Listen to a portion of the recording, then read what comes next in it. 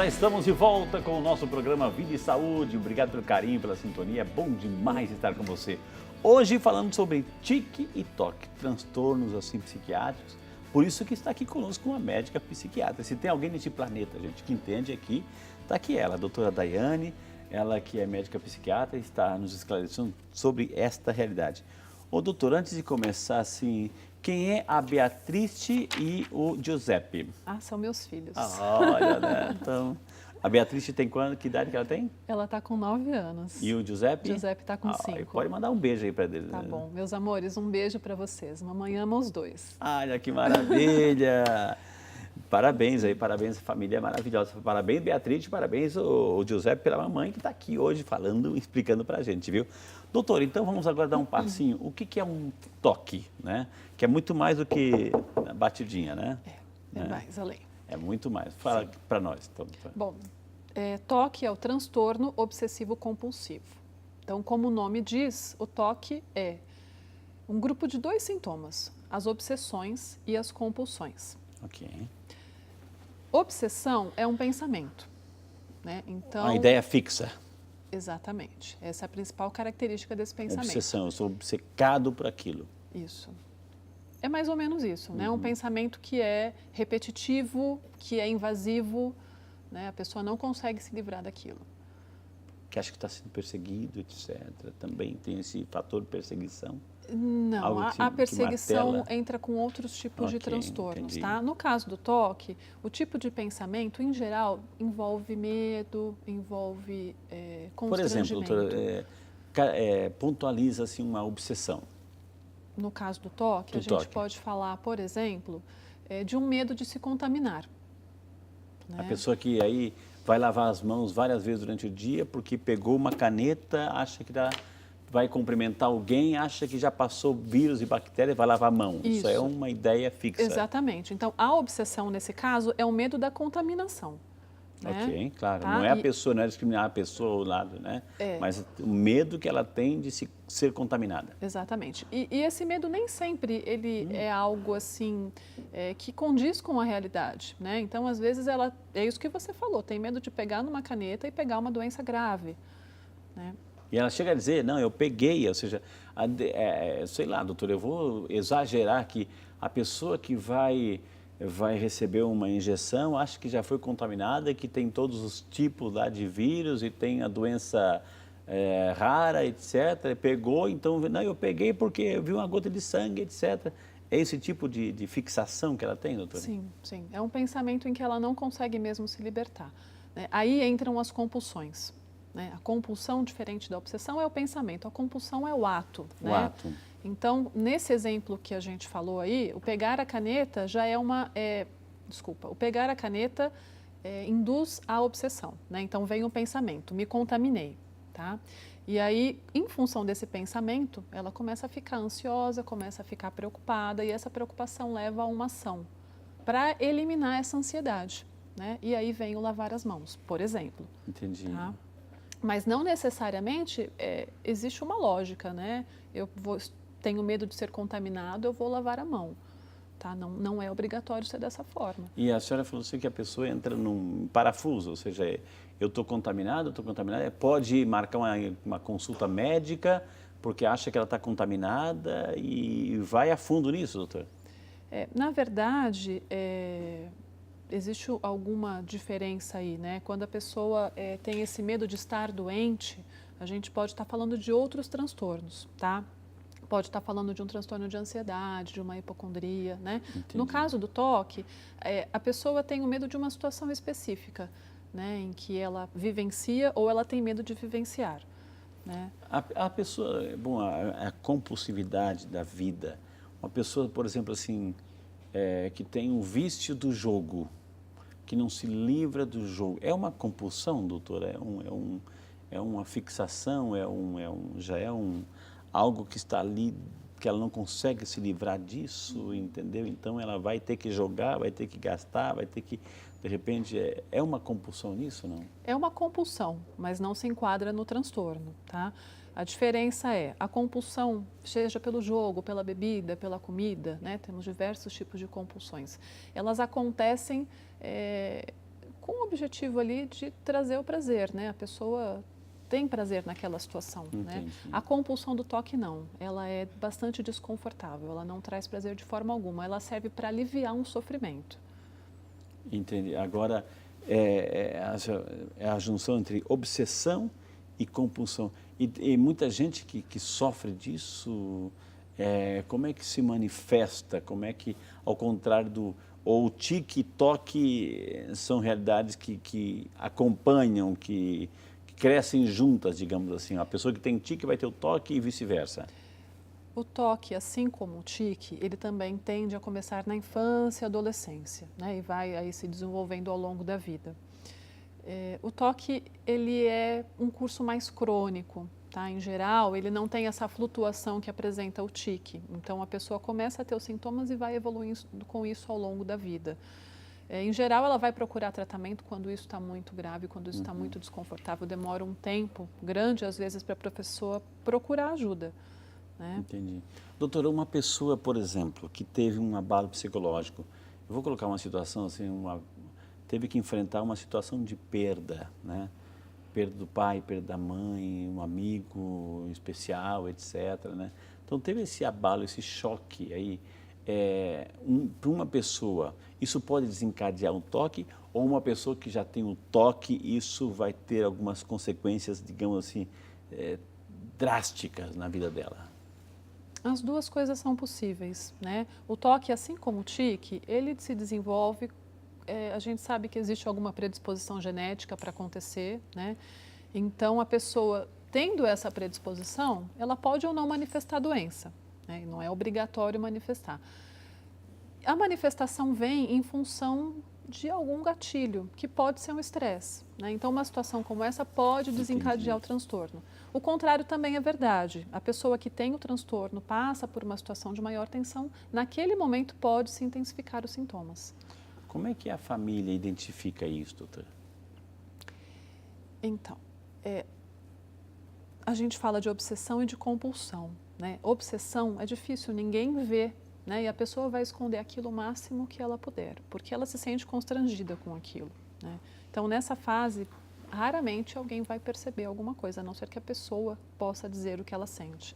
Em geral, é a compulsão que mostra para a família que alguma coisa está errada, né? Então, é o lavar excessivamente as mãos, demorar muito no banho. Mania de limpeza, doutora. A pessoa vai lá, meu Deus do céu, aqui tá, vê sujeira onde não tem, já passou o paninho ali 10 vezes no mesmo lugar. Continua, vai lá e limpa de novo. Se alguém pega um copo e mexe aqui, a pessoa já vai lá e vai arrumar de novo. Isso também pode ser, né? A gente tem que tomar cuidado porque tem pessoas que gostam muito de limpeza, que são muito preocupadas, né? E não necessariamente tem o toque, né? No toque eu vou limpar essa mesa e eu não vou estar satisfeita, eu acho que não está limpa ainda, então eu vou limpar de novo a mesma mesa, vou repetir isso 3, 4, 5 vezes. Né? Isso caracteriza um toque, né? Existem vários tipos, né? A gente falou aqui da questão da contaminação, né? Existe a questão da dúvida, por exemplo, a pessoa tem dúvida se a porta está fechada. Isso que eu ia perguntar, de repente assim, meu Deus, será que eu fechei a porta? Vai lá e confere, está fechada. Faz outra coisa, mas será que eu fechei mesmo? Vai lá e confere várias vezes se fechou ou não fechou a porta, se desligou o fogão, isso é toque. Isso pode ser toque, né? Então, sempre a gente tem que fazer essa discriminação. O quando que isso está atrapalhando, qual frequência eu faço isso, para a gente saber se é uma doença ou se é um comportamento normal. Porque pode ser uma né? distração, doutora, a diferença entre distração, porque a gente, de repente, lá está distraído, pega a chave, fechou a porta, meu Deus, será que eu fechei? Porque está distraído, faz um ato por distração, né? E não presta atenção no que está fazendo, então a gente vem à dúvida. Isso ocorre com praticamente todo mundo. Não é que seja um toque, o toque é diferente, Isso. A intensidade é maior. Pode ser a distração ou pode também ser em função da importância de uma situação específica. Né? Se você tem um compromisso importante, você precisa levar determinados documentos, natural você checar antes de sair de casa, você checar até 1, 2 vezes novamente, né? E ver se está tudo ali. Isso é normal? Isso é normal, Okay. né? Faz parte da nossa vida. É importante que a gente tenha esse comportamento. No caso de um toque... No caso do toque, a pessoa vai checar e vai ficar com dúvida. Será que realmente está tudo ali? Vou checar novamente. Né? Saiu de casa, checa novamente. No caso da porta, às vezes a pessoa já saiu, já está longe de casa e a dúvida vem. E a pessoa E aí, volta doutora? para casa para Olha checar a só. porta. Né? E aí que começam as limitações muito grandes. Né? Então, atrasa no trabalho, atrasa num compromisso importante por conta do sintoma. Olha só, e certamente tem muita gente, deve ser uma dor muito grande, um peso muito grande, porque aí também tem o convívio social. E aí, o convívio social para quem tem um toque? Como é que fica? Assim como o tique é complicado, né? Especialmente quando existem as compulsões. Porque as obsessões, a pessoa consegue, né, disfarçar, está ali dentro, ela tem o sofrimento, mas as pessoas não percebem tanto. Agora, as obsessões, as compulsões, desculpa, começam a limitar sim, né? Porque as pessoas acham estranho, né? Imagina alguém repetindo várias vezes um mesmo movimento, uma pessoa que anda para frente, depois tem que andar para trás, anda para frente de novo, acende e apaga o interruptor várias vezes. A pessoa que é muito apegada, assim, a gente viu aí um tenista, né, que tem todo um gesto, assim, etc, isso aqui. Isso aqui é muito mais do que um ritual para chamar a atenção, isso pode ser um toque. No caso dele, ele se manifestou, né? Ele se manifestou com um diagnóstico. Quando a gente vê o movimento, de olhar, a gente não sabe se isso pode ser um tique ou pode ser um toque. Né? Entendi. Porque os dois podem ter um movimento, né? Entendi. Uma repetição. A gente preparou a matéria, diretor? Vamos assistir, tem Povo Fala aqui também com a gente, vamos lá. Lavar as mãos demais, roer as unhas ou até mesmo arrumar as roupas pelas cores. Quando isso deixa de ser um simples hábito e pode se tornar um transtorno obsessivo-compulsivo? É o que viemos fazer nas ruas, perguntar para as pessoas quando esses comportamentos passam do limite e podem se tornar uma doença. Tem algum hábito, algum tique ou toque que você costuma fazer? Ai, não sei. Eu tenho tique de limpeza. Não consigo ver nada fora do lugar. Eu acho que é isso. Se eu vejo, me dá neura. Eu não consigo deixar fora. Maquiagem, eu não saio sem. Hoje eu saio sempre que eu vim no médico. Mas sem rímel, sem maquiagem eu não saio. Às vezes eu vou na cozinha umas 3 vezes. Ver se o fogão está desligado, tem a lâmpada acesa. Vai conferir tudo. Tudo. Nossa, tem muito, hein? Tem bastante. Eu tenho o hábito de deixar tudo arrumado. Deixar desorganizado, eu fico louco. Esse é meu hábito de não posso ver coisa desarrumada que eu vou lá e arrumo. Limpeza, tanto é que você pode abrir minha bolsa e vai achar um monte de coisa de limpeza. É sempre. Sempre. Sua casa com todas as suas coisas. Com todas as minhas coisas, direto. Geralmente o que eu tenho mania assim, mais é de estar limpando o quintal, porque tem um cachorro que é terrível, que destrói todas as plantas. Tá? Geralmente do dia, de manhã e à tarde, tem que estar lavando, por causa que eles não podem ter uma parte de jardim que ele destrói tudinho. Foi a unha. Passar a mão no cabelo. Passo muito a mão no cabelo, toda hora. Limpeza, com certeza. Foi a unha assim, de vez em quando.